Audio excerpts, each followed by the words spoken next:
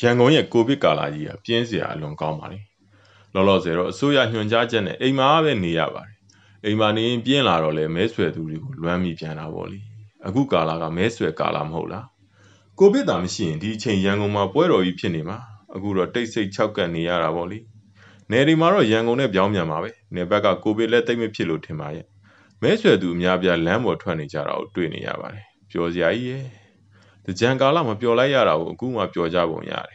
်ပြီးတော့ပါတီတွေကညှိပြီးတော့များလှုပ်သလားတော့မသိပါဘူးအနီပါတီမဲဆွဲရင်အစိမ့်ပါတီကလည်းမဲဆွဲတာပဲအစိမ့်လို့ရင်အနီလည်းပါတယ်အစိမ့်တွေဟောပြောရင်လည်းအနီတွေကအတန်ချက်ချက်လေးဖွင့်ပြီးဝန်းရံကြသေးတယ်ဒါကလည်းတစ်ဖွဲ့တည်းခြုံပြီးမဲဆွဲနေရင်ရွေးကော်ကအရေးယူနိုင်တယ်လို့ပြည်သူတွေကလည်းတစ်ဖက်တည်းကိုအပြစ်တွေဝိုင်းပြောနိုင်တယ်လေနှစ်ပါတီအတူတူမဲဆွဲတော့ဘသူမှလည်းအပြစ်ပြောလို့မရတော့ဘူး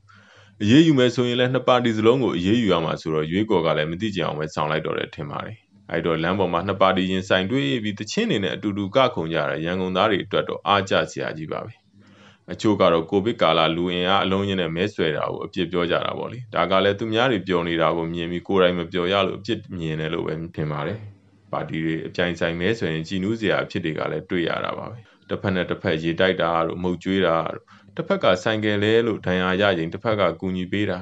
အများကြီးပါပဲရင်ကျေးတဲ့လူအတိုင်းဝိုင်းဆိုတော့ဝမ်းသာကြည်နူးစရာတွေပေါ့လေဒါပေမဲ့အမြဲတမ်းကြည်နူးနေရတာတော့မဟုတ်ပါဘူးတခါတလေမှလည်းခိုက်ရန်ဖြစ်ပွားမှုတွေလည်းရှိကြတာပေါ့လေတစ်ဖက်နဲ့တစ်ဖက်ကယုံကြည်ချက်ကလည်းမတူကြဘူးကိုယုံကြည်ချက်တွေပြင်းထန်တော့နှစ်ဖက်ချကြတာပေါ့လေဒါကလည်းတစ်ဖက်နဲ့တစ်ဖက်ကြည်စားရင်ဖြစ်သွားသလိုပါပဲ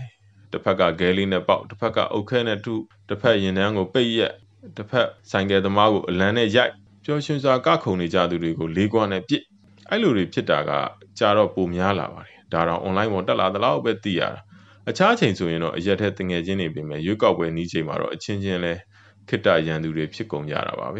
ဒီကြားတဲ့ပါတီကိုစီကလူကြီးတွေကလည်းအသိဉာဏ်ပညာမြင့်မားကြပါတယ်ကြီးတဲ့မှုငယ်အောင်ငယ်တဲ့မှုပပျောက်အောင်လုပ်ရမှာကိုမလုပ်ကြပါဘူးရန်ဖြစ်သူတွေကိုမြှောက်ပေးမယ်ကိုလူတွေဖြစ်လာရင်ခံရတာမမြင်ချင်ဘူးပြန်သာချခဲ့ဖြစ်သမျှလိုက်ရှင်းမယ်ဆိုပြီးမြှောက်ပေးနေတာတွေကိုလည်းတွေ့နေရပါတယ်အဲ့တော့ပြဿနာတွေကပိုဆိုးကုန်တာပေါ့လေရန်ဖြစ်ုံနဲ့တင်အားမရဘူးပုံမှန်ပေါင်းစုံနဲ့အပြန်အလှန်အမှုတွေဖွင့်ကြတယ်ရန်ဖြစ်တယ်ဆိုတာခဏပါပဲအမှုကတော့ကြာပါတယ်ရွေးကောက်ပွဲပြီးတာတော့မှအမှုတွေကပြီးလိမ့်မရှိပါဘူးဒီတိုင်းအေးဆေးပြီးသွားရမယ်အမှုတွေကိုအမတ်လောင်းတွေဟာအားကိုးယူကြတယ်ထင်ပါရဲ့အကယ်ရွေးကောက်ပွဲရှုံးသွားရင်ဒီအမှုကိုကင်ပြီးတရားမဲ့ပြုကျင့်မှုနဲ့တိုင်မယ်အရှုံးကနေအနိုင်ဖြစ်အောင်လုပ်ပြီးလွတ်တော်တဲ့ဝင်ထိုင်မယ်လို့များတွေးသလားတော့မသိပါဘူးမဲဆွယ်မှုအစပိုင်းကကြည်နူးစရာလေးတွေတွေ့ရသလားအခုနောက်ပိုင်းတော့ကြည်နူးစရာတွေပျောက်ကုန်ပါပြီနှစ်ဖက်ဟာအပြိုင်ဆိုင်နေနဲ့မို့တစ်ဖက်နဲ့တစ်ဖက်လည်းရန်နေပဲစောင့်နေကြတော့တယ်အေးမော်လီဟိုနာဒီနာထိတွေ့မှုကလည်းဖြစ်ထားတော့တစ်ဖက်နဲ့တစ်ဖက်အမြင်မကြည့်ကြတော့ဘူးထင်ပါတယ်။ online ပေါ်မှာလည်းရန်တွေဖြစ်အပြင်မှာလည်းဆဲဒီကြားတဲ့အနီအင်ကြီးဝတ်ထားရင်ဈေးမရောက်ဘူးဆိုသူလည်းရှိအစိမ်းအင်ကြီးဝတ်ထားရင်အရက်မရောက်ဘူးဆိုသူလည်းတွေ့ရပြန်တယ်။ပြီးတော့အစိမ်းသချင်းဖွင့်လို့ဝင်ရိုက်တဲ့သူနဲ့အနီသချင်းဖွင့်လို့ခဲနဲ့ထုတဲ့လူတွေကလည်းရှိပြန်တယ်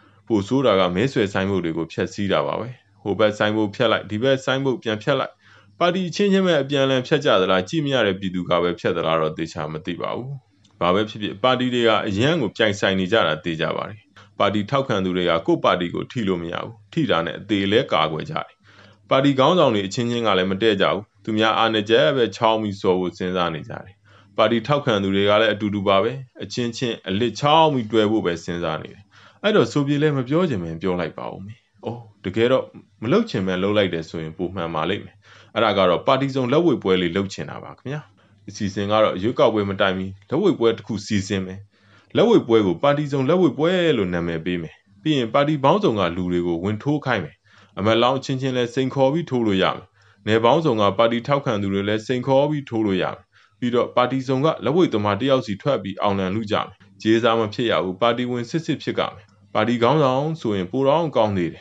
ဘလောက်ပျော်စရာကောင်းလိုက်မလဲစိတ်ထဲမှာမကျင်တတ်တာတွေကိုပါတီစုံလက်ဝှေ့ပွဲမှာဖွင့်ချလိုက်လမ်းပေါ်မှာမဲဆွယ်ရင်ရံမဖြစ်နဲ့လက်ဝှေ့ပွဲမှာစိန်ခေါ်ပြီးထိုးလိုက်အပြင်မှာရံဖြစ်ရင်အမှုတွေဖြစ်ရဆေးရုံတက်ရနဲ့အလုပ်တွေရှုပ်တယ်လက်ဝှေ့ပွဲမှာဆိုတော့အမှုလည်းမဖြစ်တော့ဘူးပြီးတော့ကိုပါတီထောက်ခံသူတွေကစုကြီးတွေလည်းချအောင်မယ်အနိုင်ရှုံးကုန်လည်းကြေးဖွင့်မှာဆိုတော့ထိုးကြီးကလည်းတက်တက်ရအောင်မယ်ပြီးတော့ကိုပါတီကဘလောက်အင်အားရှိကြောင်းဘလောက်တက်တိရှိကြောင်းလည်းပြသရရောက်မယ်ဒါကြောင့်မို့ကိုဗစ်ကိစ္စနည်းနည်းငြိမ်တာနဲ့ပါတီစုံလက်ဝှေ့ပွဲကိုစီစဉ်ကျင်းပပါတော့မယ်လို့ပါတီစုံကလူမိုက်ကြီးတွေကိုသတင်းကောင်းပါလိုက်ပါတယ်